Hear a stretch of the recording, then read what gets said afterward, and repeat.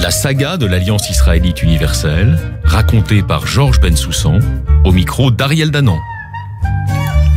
Bonjour, bienvenue dans ce deuxième épisode de la saga de l'Alliance israélite universelle où ensemble, tous les 15 jours, avec Georges Bensoussan, nous allons évoquer l'histoire de l'Alliance israélite universelle qui a été créée il y a 160 ans. Alors Georges Bensoussan, vous êtes historien, spécialiste de la Shoah, du sionisme, des Juifs en terre d'islam. Vous publiez en ce moment l'Alliance israélite universelle 1860-2020, Juifs d'Orient, Lumière d'Occident chez Albin Michel. Et il y a 15 jours, pour comprendre les origines de l'Alliance finalement, nous avons évoqué la période de la Révolution française et les décrets d'émancipation. Et là, nous allons faire ensemble, pour ce deuxième épisode, un petit saut dans le temps de quelques années finalement, pour évoquer le deuxième moment phare de l'émancipation des Juifs de France, c'est-à-dire la période napoléonienne. Alors, en conclusion de la première émission, vous nous aviez montré combien, malgré ou peut-être même à cause les décrets d'émancipation, il restait un antijudaïsme extrêmement fort, notamment en Alsace. Si nous arrivons 10 ans après finalement, est-ce qu'il en est de même ?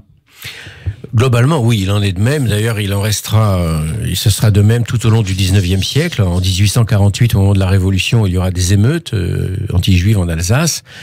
Et ça se poursuivra encore longtemps. Mais pourquoi est-ce que Napoléon veut s'occuper des Juifs alors que théoriquement, avec les décrets d'émancipation, le problème, entre guillemets, est résolu? C'est qu'en fait, il veut profondément, non pas seulement les émanciper, comme l'a fait la Révolution, il veut les assimiler. Et donc, il va aller beaucoup plus loin dans les mesures de contrainte concernant la pratique juive et surtout leur interdire toute activité politique, en un mot, leur interdire d'être une nation dans la nation. Donc les assimiler, ça veut dire qu'à partir de 1806, il va multiplier les réunions de notables juifs, les consultations, les discussions en particulier au Conseil d'État, et c'est à la suite de très nombreuses réunions, de très nombreuses concertations qu'entre 1806 et 1808, c'est seulement durant ces 3 années-là que le sort des Juifs est décidé en France, seront mises en place les institutions qui vont globalement encadrer le judaïsme français jusqu'à la Seconde Guerre mondiale. Alors, ce qu'il faut quand même rappeler, c'est qu'il y a, donc je l'avais dit dans la première émission il y a 15 jours, 50 000 Juifs en France en 1789, mais avec les conquêtes révolutionnaires et l'Empire, on peut dire que 170 000 Juifs en Europe vivent désormais, depuis les Provinces-Unies, les Pays-Bas, jusqu'à certaines provinces italiennes annexées, 170 000 Juifs vivent sous la loi française. Et ces Juifs vont être également concernés par les mesures de Napoléon, on l'oublie trop souvent. Absolument, vous avez raison. Et alors, ils sont concernés donc par les mesures révolutionnaires et les mesures napoléoniennes. C'est-à-dire que l'émancipation, elle est décidée, elle avance au fur et à mesure des armées de la République ou des armées du consulat ou de l'Empire. Bon. Et alors, à la question que vous m'aviez posée, est-ce que ces préjugés anti-juifs persistent? Oui, globalement, ils persistent. Et d'ailleurs, ça va beaucoup influer sur les décisions napoléoniennes à partir de 1806. C'est-à-dire qu'en gros, si on reprend les Juifs d'Alsace majoritaires, je l'ai dit dans la précédente émission, 80% des Juifs, les Juifs d'Alsace ont mauvaise réputation. Ils sont accusés d'être des usuriers, ce qui est vrai d'ailleurs. Ils sont usuriers et les taux d'usure sont faramineux. Donc, les cultivateurs alsaciens qui s'endettent pour acheter des terres se retrouvent souvent étranglés. Donc, on retrouve ce grief-là constamment tout au long de l'histoire des judaïcités. On accuse également les jeunes juifs sous l'Empire, le début de l'Empire, d'échapper à la conscription, mais là, c'est un prétexte fallacieux parce qu'en réalité, au fur et à mesure qu'on avance dans les années de l'Empire, on s'aperçoit que tous les jeunes Français cherchent à échapper à la conscription à partir de 1812-1813. Ça n'est pas propre aux juifs alsaciens, mais quand je dis que Napoléon va être profondément marqué par l'hostilité des Alsaciens aux Juifs, c'est qu'en fait, au retour d'Austerlitz, décembre 1805, il passe par l'Alsace, il passe à Strasbourg, il écoute les doléances des Alsaciens, et c'est à partir de là aussi qu'il va se faire une idée sur ce que doit être l'assimilation des Juifs de France. Alors je voudrais simplement rappeler sa position devant le Conseil d'État le 30 avril 1806, il a des paroles très dures sur les Juifs de France. Il dit « Le gouvernement français ne peut voir avec indifférence une nation avilie, dégradée, capable de toutes les bassesses, possédant exclusivement les 2 beaux départements de l'ancienne Alsace. Il faut considérer les Juifs comme une nation et non comme une secte. C'est une nation dans la nation. Des villages entiers ont été expropriés par les Juifs. Ils ont remplacé la féodalité. Ce sont de véritables nuées de corbeaux. » Fin de citation. Donc des propos extrêmement durs. Absolument. Napoléon a finalement eu des décrets qui ont permis aux Juifs de France de mieux s'intégrer en France, et nous en bénéficions finalement jusqu'à aujourd'hui. Mais on ne peut pas considérer que Napoléon est philosémite, a priori, en tout cas pas à cette époque. Certainement pas. Alors antisémite, ce serait vraiment exagéré de le dire. Je pense qu'il est relativement indifférent aux Juifs, comme une grande majorité d'ailleurs du personnel politique.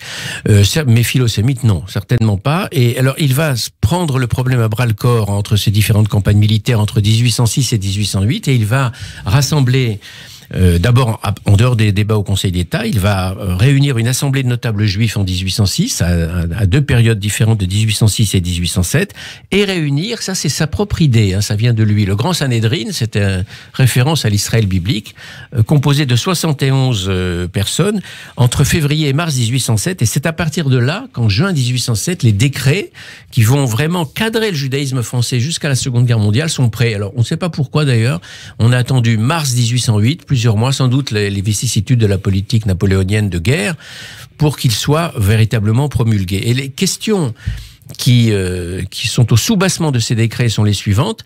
Le judaïsme est-il compatible avec le droit commun? Les Juifs peuvent-ils être des citoyens comme les autres? Et pour cela, doivent-ils abandonner certaines de leurs coutumes, de leurs lois religieuses? Et donc ces questions sont posées à une assemblée de rabbins originaires de France, mais également d'autres provinces de l'Empire de Napoléon, oui. Donc notamment des Pays-Bas et surtout d'Italie.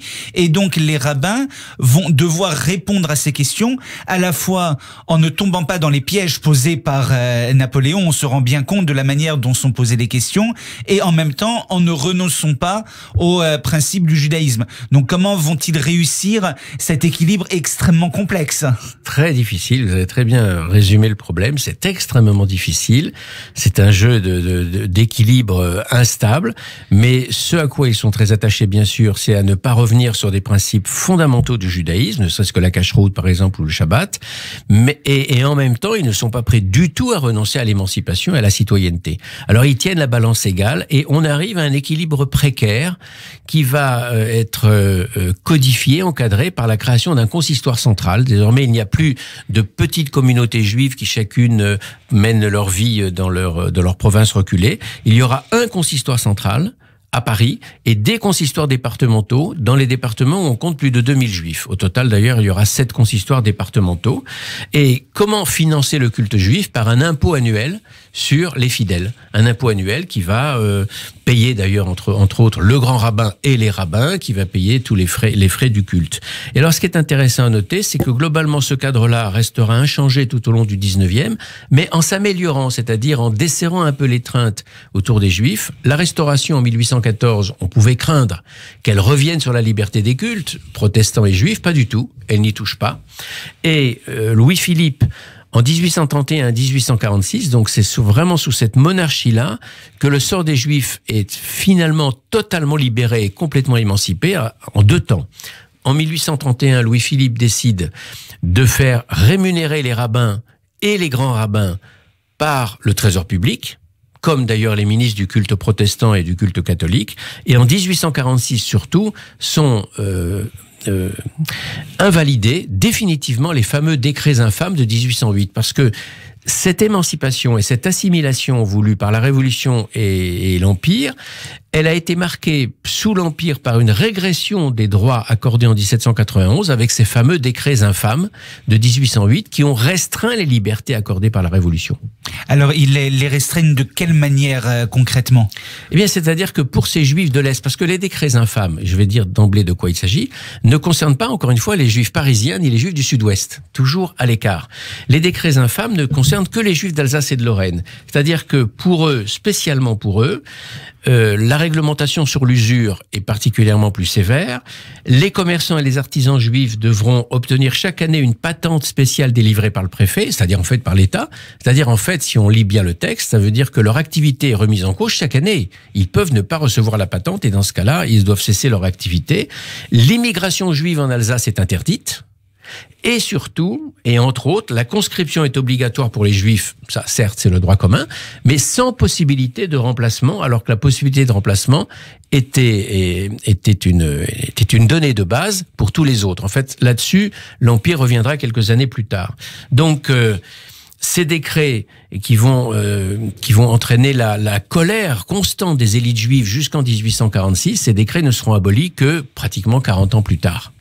Et donc, si l'on fait un bilan de cette période qui va finalement de 1789 jusqu'aux années qui précèdent la création de l'Alliance en 1860, est-ce que l'on assiste, par la création du consistoire, par l'émancipation de manière plus large, à la création de nouvelles élites juives finalement, où pour la première fois, une élite juive se forme en France sur le plan national ?